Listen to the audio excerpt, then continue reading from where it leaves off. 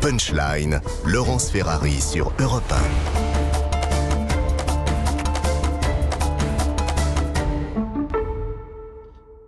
18h35, on se retrouve en direct dans Punchline sur CNews et sur Europe 1. On a été rejoint par le général Bruno Clermont. Bonsoir, consultant de défense. Bonsoir. On va parler avec vous de l'Ukraine, de la bombe sale dont la menace est agitée par les Russes. Mais d'abord, un petit mot de ce qui s'est passé dans la prison de Fresnes. Dimanche, un drone s'est carrément posé dans l'enceinte de la prison pour livrer des téléphones portables, des chargeurs USB et 2 savonnettes de cannabis. Explication avec Thomas Schmay. Vous allez nous dire si c'est rare ou pas du tout.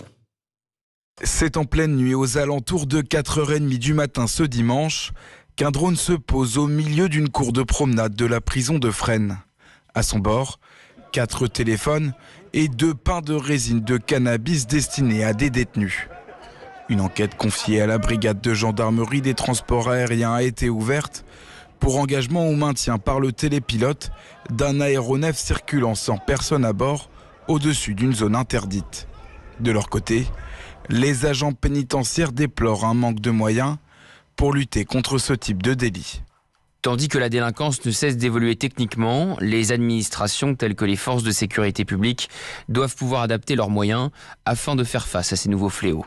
En juillet, un homme de 19 ans était condamné à 20 mois de prison ferme pour avoir livré des produits illicites par drone pendant plusieurs semaines à la maison d'arrêt de Sequedin, près de Lille. Général Clermont, on croit rêver des livraisons de drogue par drone dans les prisons. C'est pas un rêve, c'est une réalité donc. C'est la première qui a été filmée, donc elle est impressionnante, mais c'est pas la première. Ça fait pas mal de temps que le drone est utilisé. Il y a 10 ans, il y avait quelques dizaines de drones, centaines de drones en France. Aujourd'hui, il y a 40 000 drones ou 50 000 drones. Donc les drones pullulent, ils pullulent sur les champs de bataille, ils pullulent également dans le privé. Une réglementation, la France est assez en avance sur la réglementation. L'aviation civile réglemente les gros drones, il faut pratiquement des permis pour utiliser des gros drones. Et on voit bien l'usage qu'on peut en faire. Et alors, ce qui était important dans ce petit reportage, c'est le mot télépiloté. Ils sont pilotés à distance par un opérateur. Donc, il y a une liaison radio entre l'opérateur et le drone. Le but du jeu, en tout cas, tous les travaux de lutte contre anti-drone travaillent sur le brouillage des fréquences de manière à prendre le contrôle des drones à distance. Et en particulier, les militaires ont 2 programmes majeurs en vue de la Coupe du Monde de rugby et en vue des Jeux Olympiques. Ça s'appelle le Mila des parades. 2 programmes majeurs de la défense pour lutter contre les drones. Pour lutter contre les drones avec une utilisation potentiellement terroriste, c'est ça ? Avec une utilisation, contre toutes les utilisations. Évidemment, les systèmes développés par les armées peuvent être utilisés également par la police nationale et la gendarmerie, mais on en est au tout début de cette guerre contre les drones. Bien sûr. Maître Golnadel, on est surpris, mais on ne devrait pas l'être, c'est ça ? Ah ben quand même. Quand même, là, le drone qui atterrit avec des téléphones portables et du cannabis. Si vous voulez, au-delà de la performance technique, je me garderais de saluer. Il y a quand même quelque chose qui m'étonne. Il m'arrive de temps en temps d'aller en prison. Je sais pas. Pour défendre vos clients. Oui, chacun avait compris. Vous êtes avocat. Chacun avait compris. Pour les auditeurs qui ne le seraient pas. Non, mais ce que je veux dire, je sais pas pour combien il y avait de cannabis. 4 savonnettes, 4 pains. Voilà, c'est quand même de l'argent.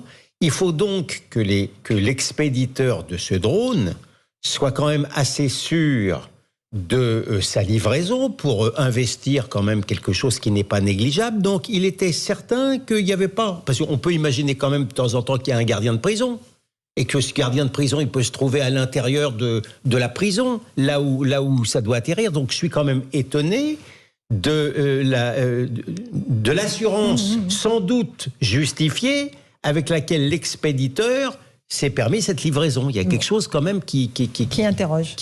Éric Revel, un petit mot sur ce drone écoutez, non, livreur de cannabis. On repousse les limites sans arrêt, c'est ça qui est assez terrifiant. Puis attendez, là on livre, évidemment le cannabis...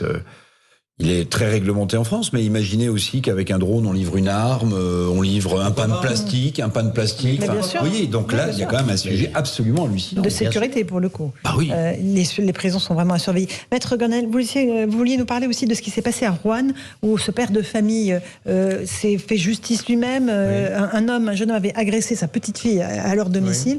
Il a fait, avec des voisins, des patrouilles, ils ont retrouvé l'homme qui a été roué de coups et qui a été livré ensuite à la police. Vous pensez qu'aujourd'hui on est dans un état où les citoyens ont la tentation de se faire justice eux-mêmes ? Non, mais là c'est évidemment que quand il y a une carence de l'État, même lorsque le peuple est résigné, il lui arrive d'être en colère. Et je suis pas dans la justification, hein, c'est pas une provocation oratoire, mais c'est malheureusement tristement prévisible. Mais là, ce sont des circonstances particulières parce que si j'ai bien compris, c'est un mineur isolé, certainement isolé. Je suis pas sûr qu'il soit mineur, qui s'en est pris sexuellement à une môme de 6 ans. Donc, sans vouloir plaider la légitime défense, il me semble que les circonstances extrêmement atténuantes ne sont pas un vain mot. On l'avait évoqué tout à l'heure, Éric Revel. Oui, je voudrais juste dire qu'il y a ce qui s'est passé à Roanne, qu'a bien résumé Maître Goldnadel. Il y a la tentative de créer des milices armées à Nantes. Et puis, je rajoute un fait qui s'est produit ce week-end au Mai sur Seine, en Seine-et-Marne, où un père a tiré sur un homme qui rackettait son fils depuis plusieurs semaines, plusieurs mois. Ce que je veux dire par là, c'est que évidemment, il n'y a aucune justification, mais quand la violence émotionnelle prend le pas sur la violence légale, ou l'institution ou la justice, ça veut dire que la société est à bout et est à cran. C'est ça le symptôme, en fait. Bien sûr. Et ça veut surtout dire, Nathan Devers, que les Français ne font plus confiance en l'autorité de l'État. C'est-à-dire qu'ils disent, il n'y a que nous qui pouvons nous rendre justice. Oui, bien sûr. Alors, que cette justice soit défaillante, on parlait tout à l'heure des budgets de l'État et des services publics qui étaient défaillants et saturés dans tous les domaines, y compris dans la justice, y compris dans les prisons, y compris, etc. Mais ça veut aussi dire que sur le plan du discours, et peut-être du discours public, c'est-à-dire celui qu'il peut y avoir dans les médias, celui qu'il peut y avoir dans les parlements, celui qu'on peut trouver sur les réseaux sociaux aussi, on entend peut-être beaucoup de discours, enfin peut-être même assurément beaucoup de discours qui critiquent la justice et la manière dont fonctionne la justice. On entend beaucoup, par exemple, et encore une fois, le fonctionnement, on peut le critiquer, mais qui critique plutôt la place de la justice dans un état de droit. C'est ça, moi, qui me dérange et qui m'interpelle. Par exemple, le fait de dire que les accusés ont un peu trop de droits, que il faudrait faire des procès plus vite, qu'il faudrait rétablir peut-être certaines sanctions, comme la peine de mort. C'est des choses qu'on peut entendre fréquemment. La peine de mort, on le lit beaucoup sur les réseaux sociaux. Moi, je suis frappé de voir une chose, c'est que souvent, après les faits divers tragiques, qui sont tragiques et que je ne remets pas en question, les réactions sur Twitter, par exemple, c'est massivement « Oh, peine de mort immédiate ». Vous voyez, c'est vraiment des centaines de commentaires comme ça. Alors évidemment, un fait divers tragique, on a envie que l'individu puisse être en prison, puisse être puni gravement, etc. Mais cette punition... Attendez, laissez-le terminer. Laissez-le terminer. Et appeler ça définitivement des faits de société. Parce que non, moi je pense pas ça. Je pense, vous savez, dans toute société, il y a des faits divers. Les faits divers sont toujours tragiques. À laquelle on assiste depuis... pardonnez-moi, mais pour moi, ce ne sont plus des faits divers. Bon, ok. Maître Goldnadel, allez-y. Sur son discours conformiste. Non, c'est pas...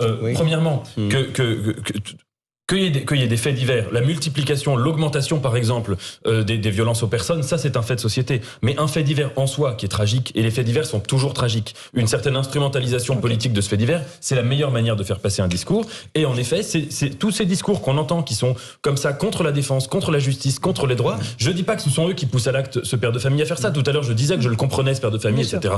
Mais en tout cas, ça crée un climat qui est dangereux pour la justice. Maître Goldnadel, la réponse rapidement. Permets-moi une réponse, non pas politique, encore qu'elle puisse parfaitement l'être légitimement, mais si j'ose dire, technique. Il n'est pas anormal que nos concitoyens qui considèrent que la justice, à juste titre, ils le considèrent, soit trop lente, souhaitent qu'elle soit plus rapide. Il n'est pas non plus anormal, et même il était prévisible, que lorsqu'on a aboli la peine de mort, mais qu'en même temps, on a aboli la prison à perpétuité et qu'ensuite, on multiplie les aménagements de peine, il n'est pas anormal que nos concitoyens, face à la montée de l'insécurité, considèrent que la justice ne fasse pas son travail. Alors qu'ensuite, que sur les réseaux sociaux qui ne se caractérisent pas par un langage forcément très policé, on fasse montre d'une certaine colère.